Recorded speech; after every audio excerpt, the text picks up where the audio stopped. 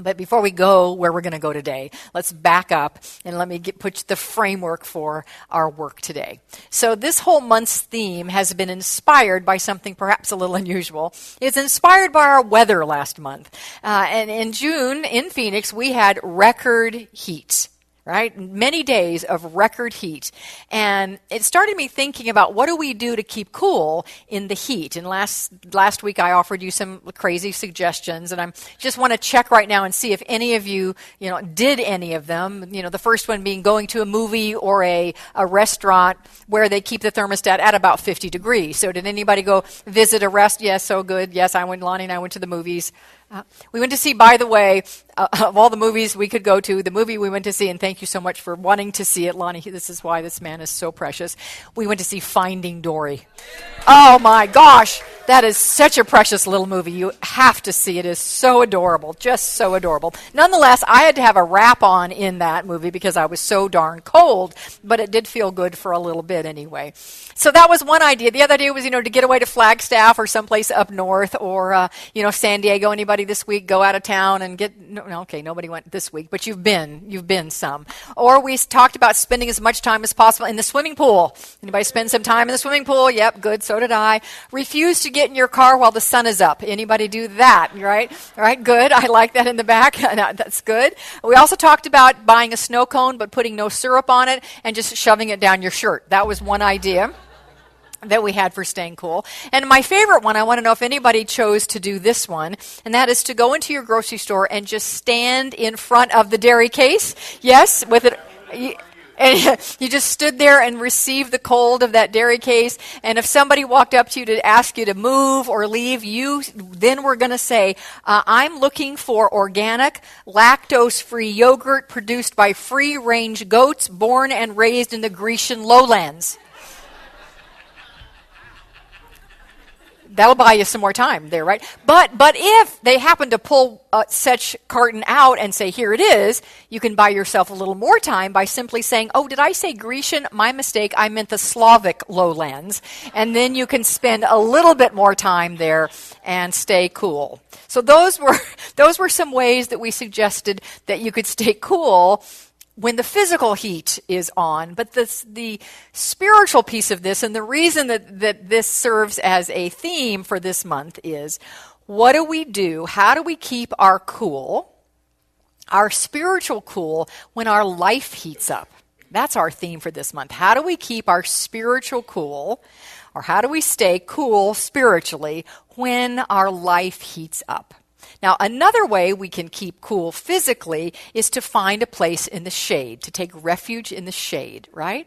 Well, today our theme is that when life heats up, sometimes we can take refuge or really revert back to the eternal place, internal in the shade, which otherwise known as our shadow side. Ooh. Oh, yeah. We're going to talk about, thank you, that's good, I like that. We're going to talk about what today? We're going to talk about our shadow side today. Now, I know that this is not a topic that we talk about that much in New Thought churches. And I have a question for you before we even embark on this talk today, is how many of you knew coming in here today that that was going to be the theme? Just a few of you. So, first of all, to those of you who showed up anyway, knowing the theme, I say you're very brave, and thank you for being very brave. And it is my hope, prayer, intention that your bravery will be, it will serve you well today. Now, for those of you who didn't know what you were getting into, and you're here anyway, I thank you for not getting up and running out when I said what we're going to talk about, but we have locked the door so you can't. You're here. You're in. I applaud your bravery for being willing to stay here today and to exploring this concept that, as I said, we don't often explore in our New Thought world for various reasons, which we'll get to in a moment.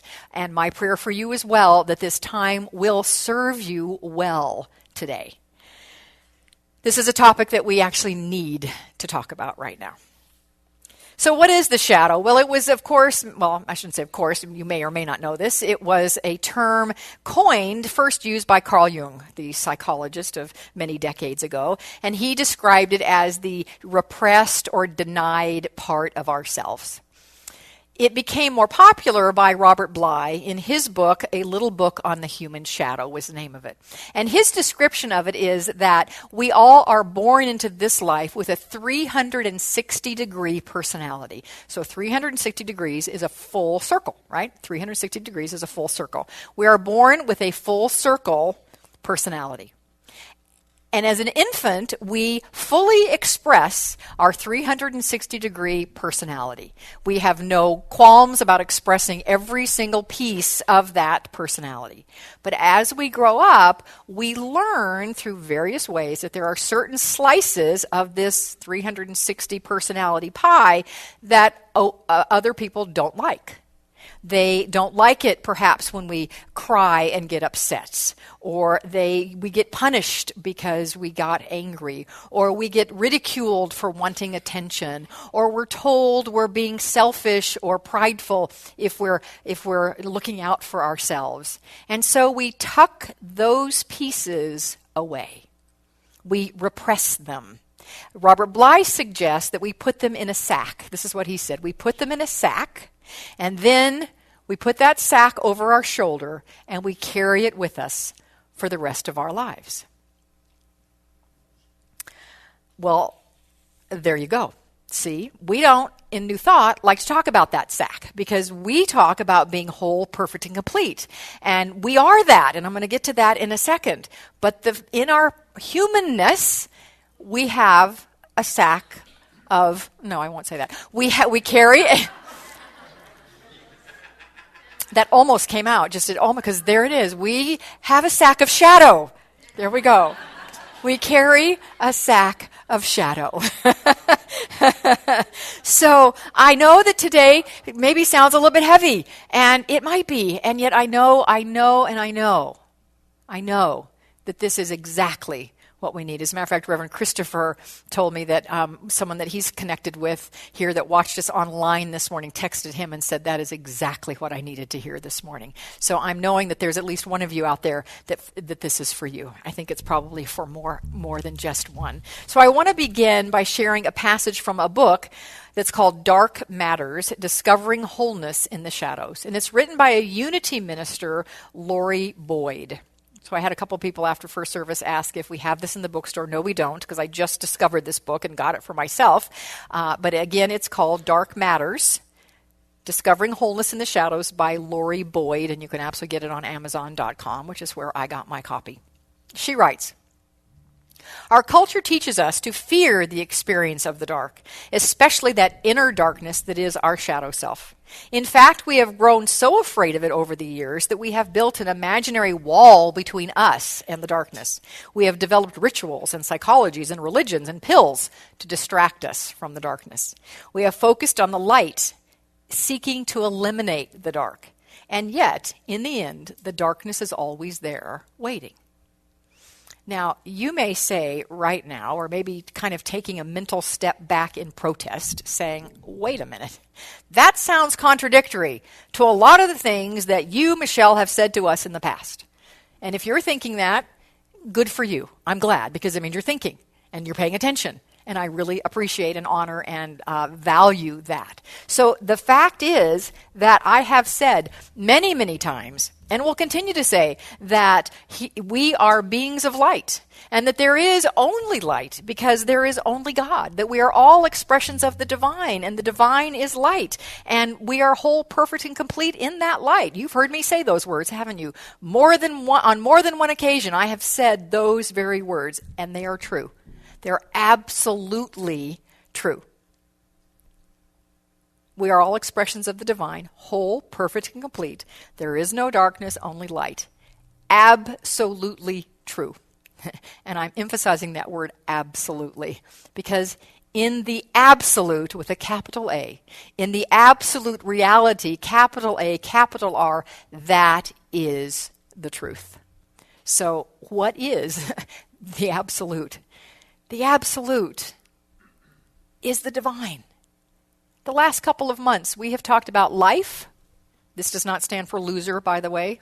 This stands for life with a capital L and life with a lowercase l, right?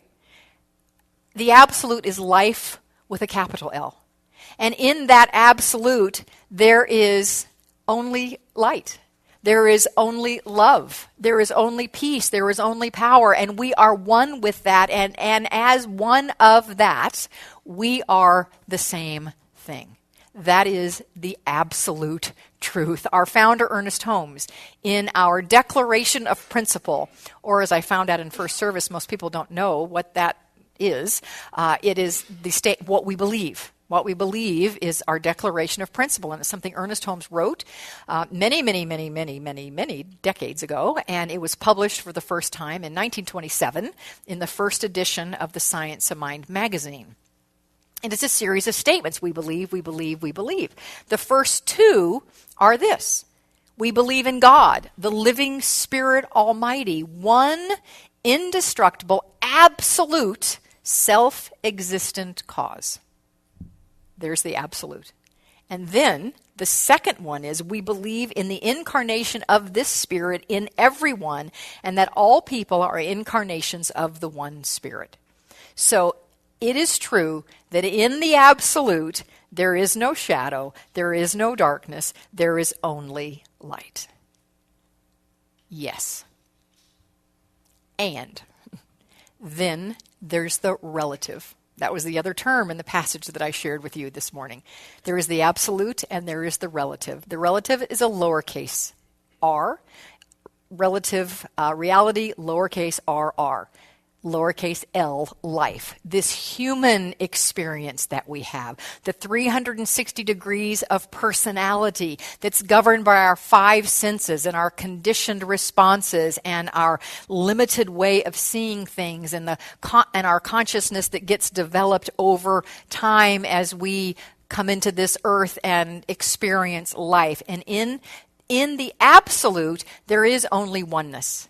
In the absolute, there is only oneness. But in the relative, there is two-ness. I just made up that word. It's not really a word.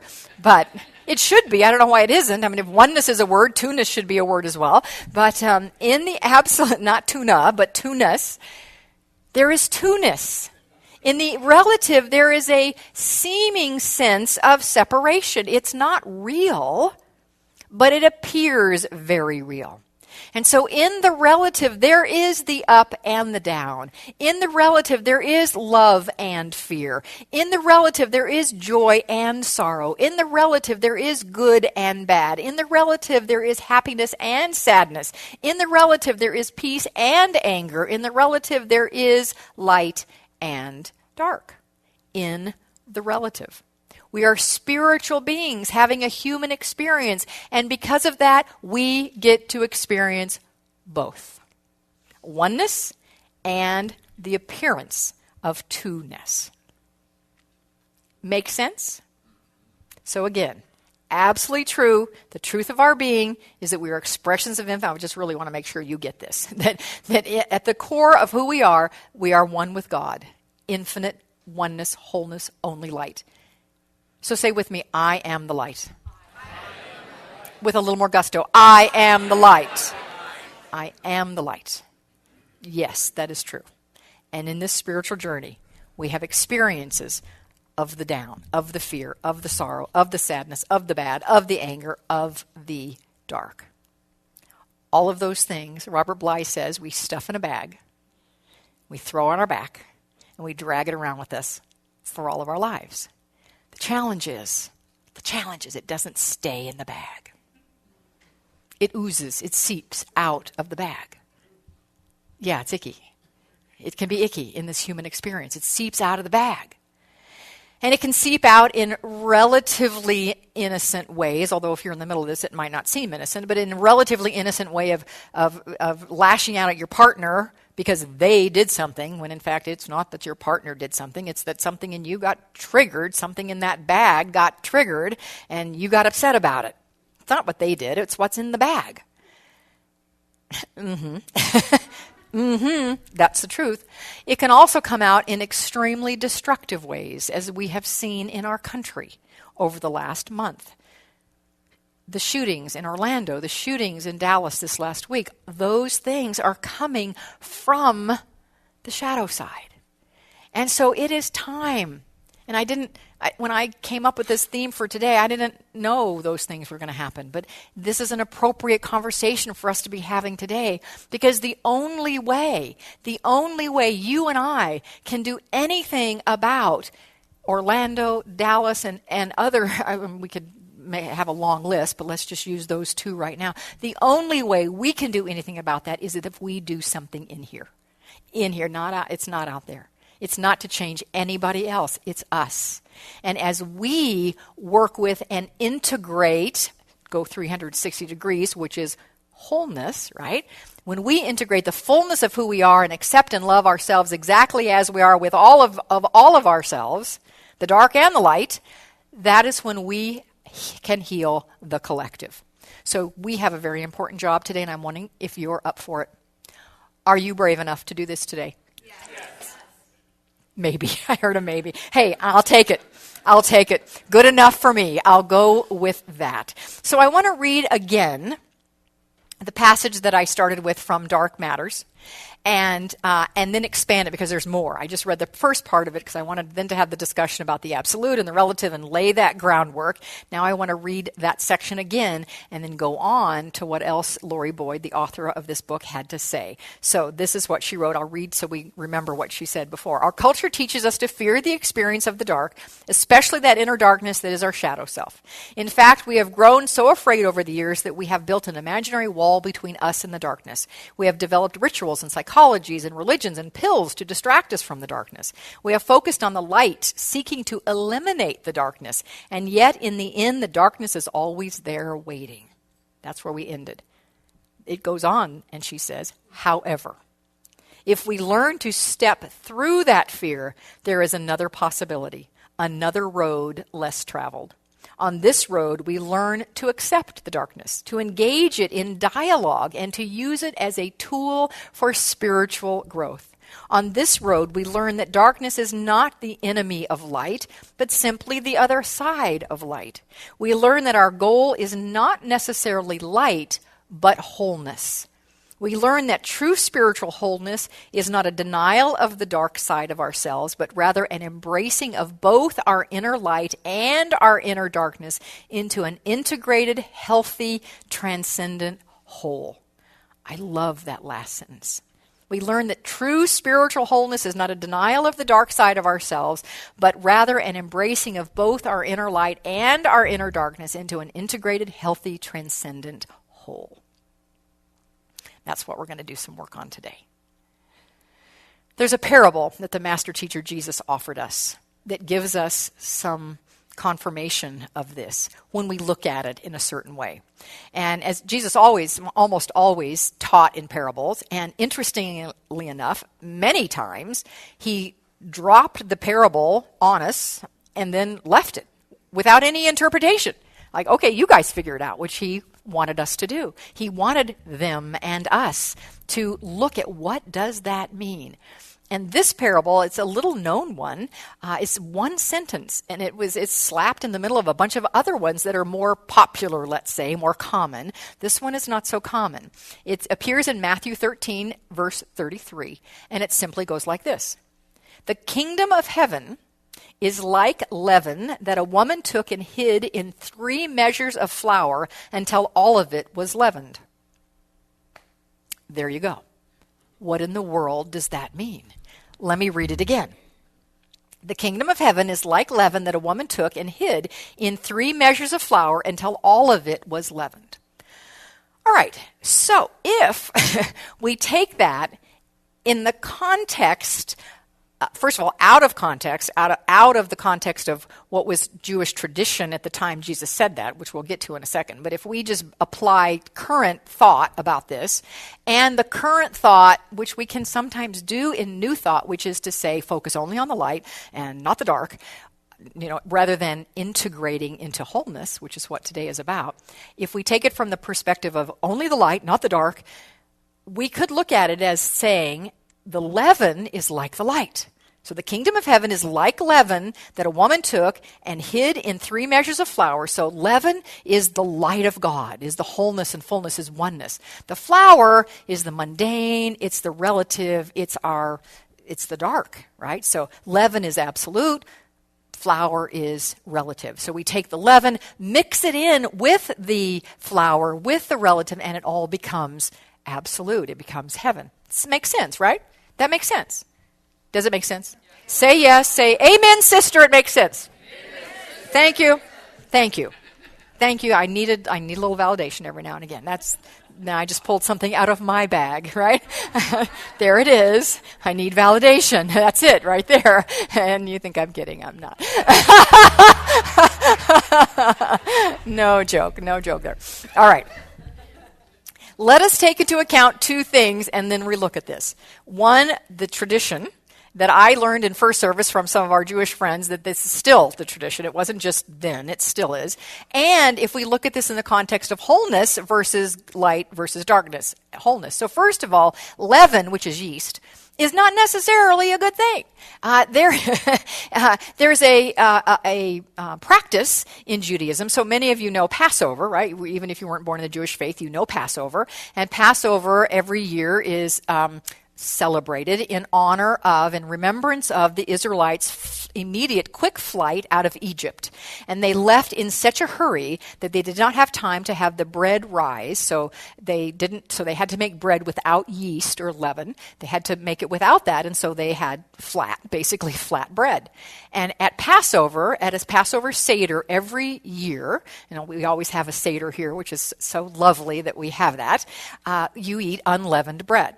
What I didn't know is, and this is a tradition in Jesus' time as much as today, I understand, is that in a Jewish home that really honors this tradition, that several days, many days before Passover, all the leaven, any yeast in the house, Sam, having you shake your head, is removed. It's gone. You get rid of it. You get rid of it. So if we put leaven in that context, maybe that doesn't symbolize the absolute. Maybe that in fact symbolizes the other. Maybe that symbolizes that which we, maybe don't want, the relative. That could symbolize the relative. So if we look at it that way and into wholeness now, so then we say the kingdom of heaven is like the leaven that a woman took and hid in 3 measures of flour until all of it was leavened. So this is what, and this analogy came out of the book Dark Matters. This is what the author wrote about that. She said, if we view it in the context of spirituality as a quest for wholeness, perhaps the parable is guiding us, encouraging us to accept, reclaim, and even integrate those parts of ourselves, now, which we're talking about as the leaven, that we have labeled impure or unacceptable, the leaven. It suggests that those parts of ourselves can even be the catalyst that enables us to experience heaven when we integrate it into our daily lives or into the flour. What an interesting way to look at that parable. And Jesus gave us the gift of allowing us to interpret the parables. And I think that is a beautiful interpretation of that parable, of integration of both, of all of who we are, into the one to live heaven here on earth. So I always ask the question, how do we do that? That's always the question for me. I always want to be practical. I always want to bring us something that has meaning and how. And the how is, Ernest says, remember I read this at the beginning of the service, since we cannot contract the absolute, we shall have to expand the relative. And we expand the relative through love.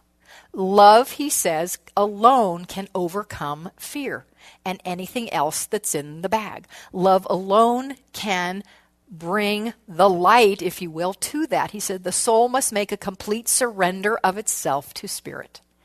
So basically, this is not a new message, but it is the answer. It is the answer to everything. For us to recognize that the love of the divine is always present, that you are loved so deeply by God, and that every aspect of you is loved deeply by God. Everything that's in the bag is loved just as much as all the pretty stuff that you put out into the world. Just as much. the divine loves just as much. The question is, can you? Can you plug in enough to Source to love that aspect of yourself enough? There's a great quote from Brene Brown. Love Brene Brown and her authenticity work in her book, Daring Greatly. She says, only when we are brave enough to explore the darkness will we discover the infinite power of our light. So to be brave enough,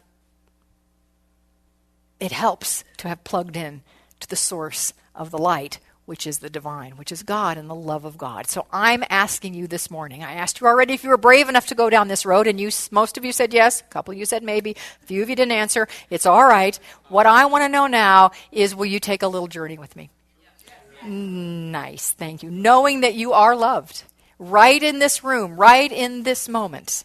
And let's take a journey of inward acceptance and love of whatever might be in that bag. So if you'll close your eyes. Because we know as we do this, as I said before, as we do this individually, right here in this room, in our own heart, that we impact the collective consciousness of humanity. And as we know, humanity is crying out for this right now. So just in this moment, take a nice deep breath. Actually, it's lovely to exhale first. I should have said that first. To exhale first, really empty your lungs, and then fill. Then fill. And just take a couple more consciously. Deep breath, slow in and out. And then we can switch from being conscious about that and simply let that happen automatically. And the journey that I invite you on with me is a journey into a forest, into the woods. You find yourself walking on a path in the woods. It's a sunny, beautiful day. The rays of sun are shining through the trees. Walking under the trees is cool as you are in the shade of the trees. You feel a slight breeze on your skin. You smell the scent of pine in the air, and you feel and hear the crackling of the leaves underfoot. It's quiet. It's peaceful. The only thing that breaks that silence, that quiet, peaceful silence, is the singing of the birds off in the distance. And as you are delighting in the singing of the birds, you also delight in seeing a squirrel jump from tree to tree. And as you continue to walk on this beautiful path, you notice a clearing up ahead. And in that clearing is a little house. It's a sweet and friendly, inviting looking house. And so you walk up to it. You knock on the door. A person answers the door. This person is open and inviting. You just feel immediately a connection. Might even say a love.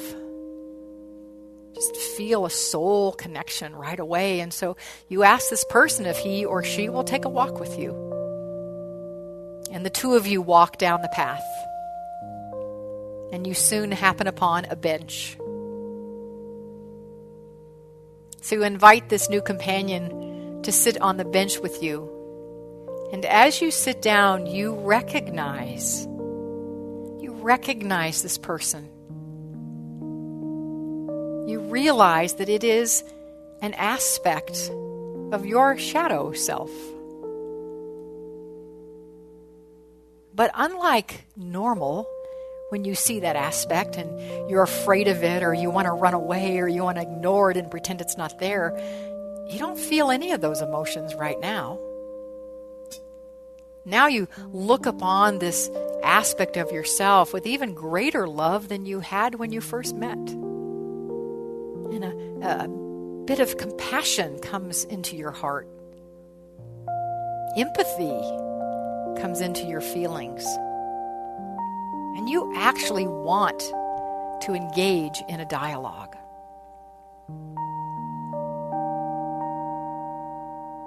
And so as you sit on that bench and you are both very comfortably seated there, you simply look this aspect of yourself in the eye and say, "What purpose do you serve?"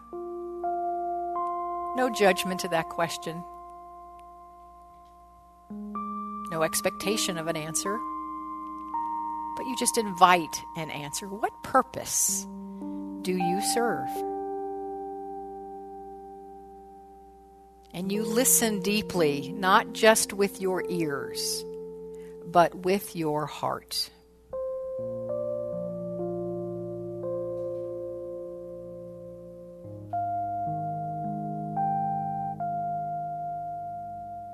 What purpose do you serve?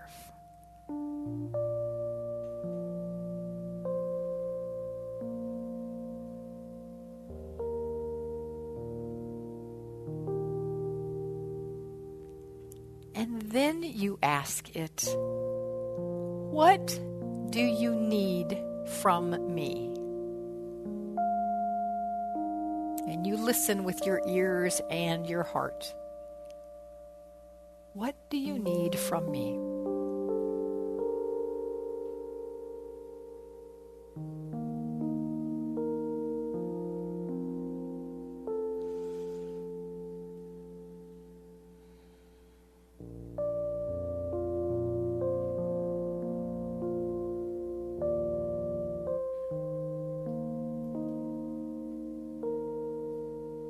And then you ask, "What gift do you have for me today?"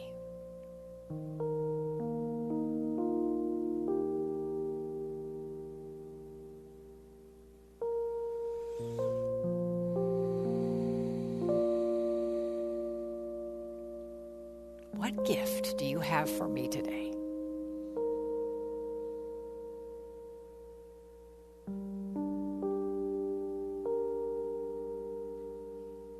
And you feel yourself filled with gratitude when you learn of the gift.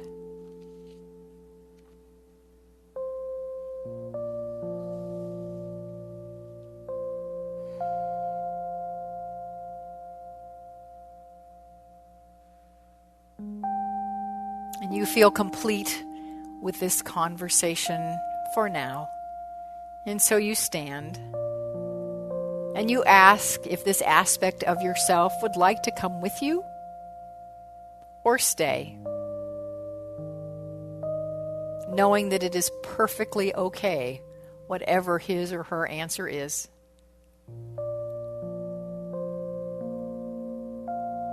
So you either continue on the path alone or with this aspect. And you walk again through the trees, through the coolness of the trees, hearing the birds sing and the crackling of the leaves under your feet.